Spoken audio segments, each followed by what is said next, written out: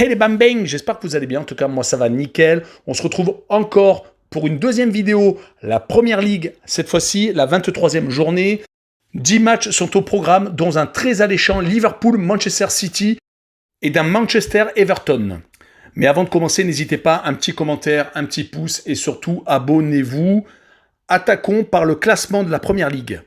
Le premier est Manchester City avec 47 points, mais avec un match en retard. Le deuxième est Manchester United avec 44 points. Troisième, Leicester avec 42. Quatrième, Liverpool avec 40 points.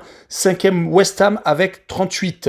Dans le bas du classement, 16e, nous avons Newcastle avec 22 points. 17e, Burnley avec 22 points également. Fulham, 18e avec 14.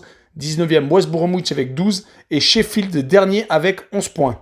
Les 10 matchs que je vous propose sont Aston Villa contre Arsenal, Newcastle contre Southampton, Burnley contre Brighton, Fulham contre West Ham, Manchester United contre Everton, Tottenham, West Bromwich Albion, Wolverhampton contre Leicester, Liverpool, Manchester City donc, Sheffield United, Chelsea et pour finir, Leeds contre Crystal Palace.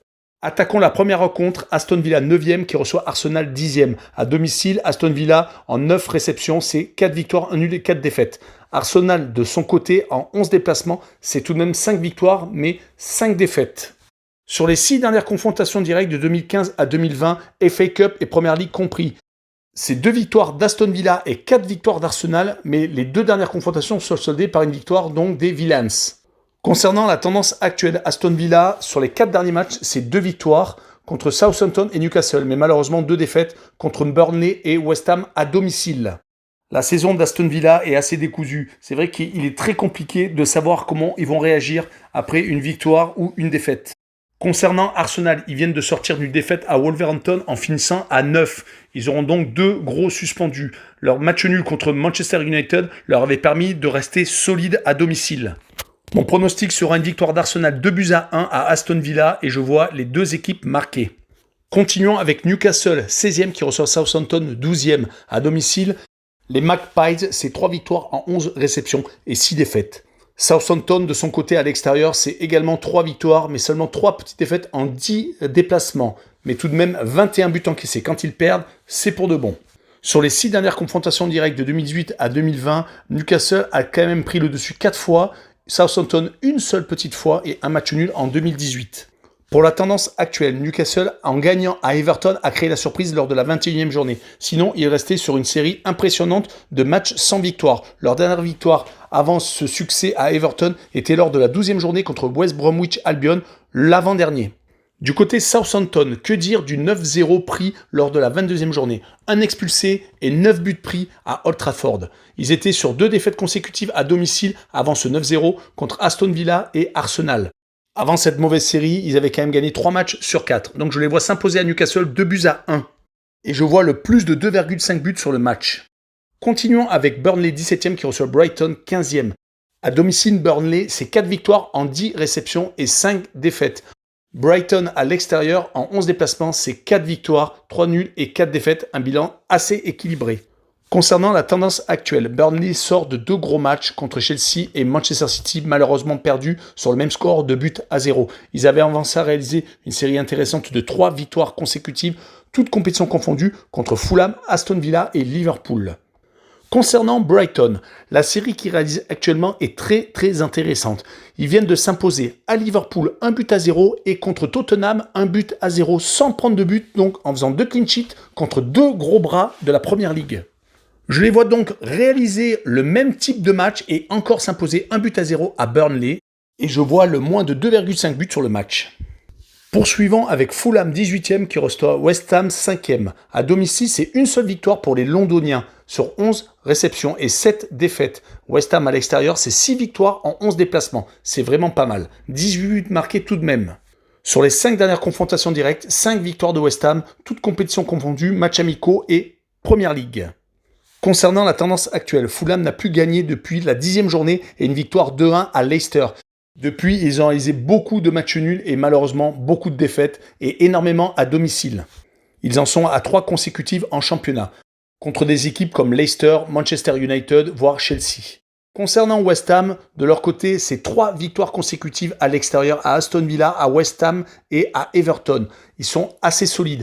Ils sont même sur les 6 derniers matchs, toutes compétitions confondues, sur 5 victoires. Leur seule défaite est contre Liverpool à domicile.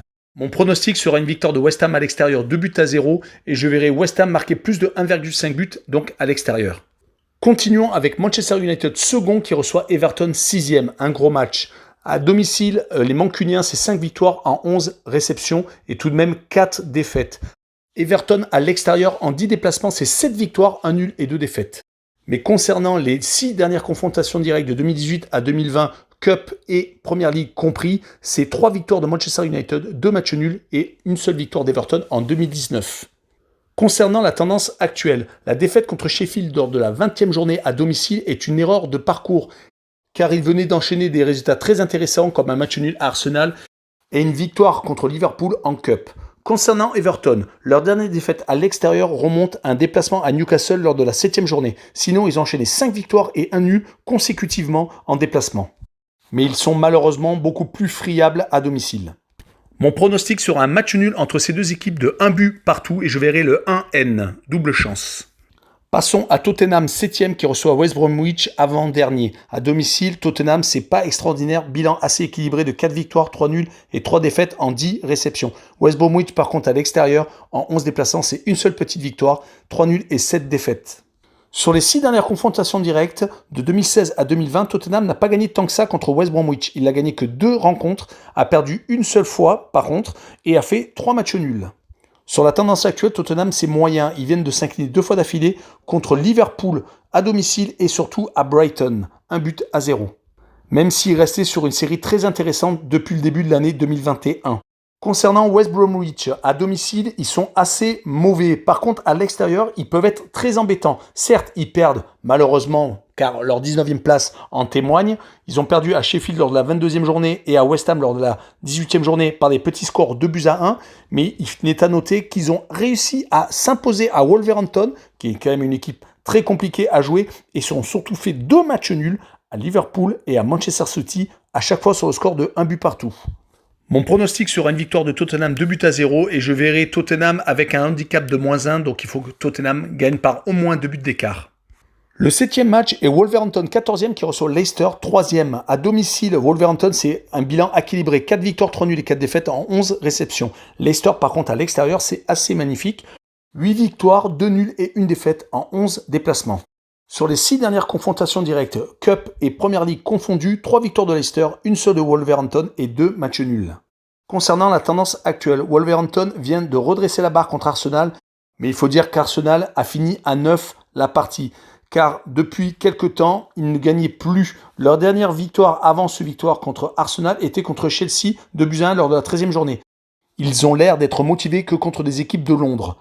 Concernant Leicester, leur défaite contre Leeds lors de la 21e journée semble être un mauvais souvenir, car sur les 11 derniers matchs, une seule contre-performance contre les hommes de Bielsa.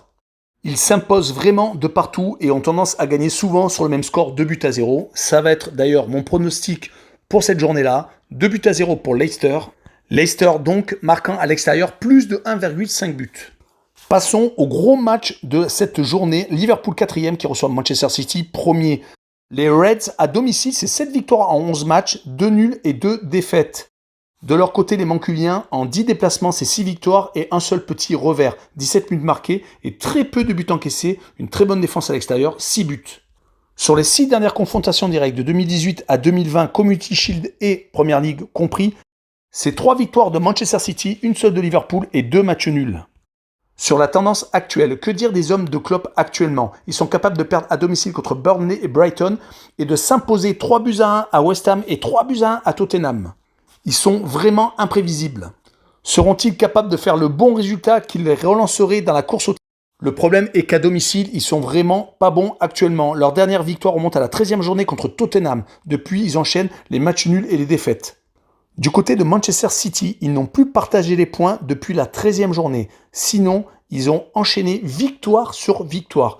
Toutes compétitions confondues. Ils sont d'ailleurs sur 7 victoires consécutives à l'extérieur, où ils viennent d'enchaîner 6 clean sheets d'affilée. Je les vois donc s'imposer 3-1 et mettre un coup de massue sur la Première Ligue. Et je vois les deux équipes marquées dans ce match. Continuons avec l'avant-dernier match, Sheffield dernier qui reçoit Chelsea 8e. À domicile, c'est 2 victoires pour Sheffield, dont une lors du dernier match contre l'avant-dernier West Bromwich. Chelsea à l'extérieur, c'est 4 victoires en 10 matchs et 4 défaites. Sur les 6 dernières confrontations directes, 4 victoires de Chelsea, un petit match nul et une victoire de Sheffield lors de la saison dernière. Sur la tendance actuelle, Sheffield est en train de se rebiffer sur les 4 derniers matchs, toutes compétitions confondues, 4 victoires, dont une à Manchester United. Même le match à Manchester City, où ils se sont inclinés lors de la 21e journée, était très compliqué pour les Citizens. Côté Chelsea, Tuchel vient de remplacer Lampard au poste d'entraîneur. Leur victoire contre Burnley leur montre peut-être la bonne voie à suivre. Je vois Chelsea s'imposer par la plus petite des marges 1-0 à Sheffield United, et je vois le moins de 2,5 buts sur le match. Finissons par Leeds 11e qui reçoit Crystal Palace 13e. À domicile, Leeds, c'est pas extraordinaire. 3 victoires en 10 réceptions et 5 défaites. Crystal Palace à l'extérieur, c'est un bilan assez contrasté mais pas mal non plus. C'est 4 victoires, 2 nuls et 5 petites défaites en 11 matchs. Sur les 6 dernières confrontations directes, aucune équipe s'est imposée à l'extérieur. C'est 2 victoires de Crystal Palace, 2 victoires de Leeds et 2 matchs nuls. Pour la tendance actuelle, Leeds à domicile, c'est compliqué, 2 défaites consécutives. Par contre, ils sont capables d'aller s'imposer à l'extérieur, à Leicester en particulier et à Newcastle. Depuis le début de la saison, les hommes de Bielsa ont tendance vraiment à être beaucoup plus à l'aise en déplacement. Concernant Crystal Palace, ils sont sur 2 victoires consécutives à Newcastle et à domicile contre Wolverhampton. Ils redressent un petit peu la tête. Je verrai quand même une victoire de Crystal Palace 2-1 et je verrai le plus de 2,5 buts sur le match. Voilà, on en a fini avec la vidéo sur la première ligue. Je vous remercie de l'avoir regardé. Ciao les bang bang!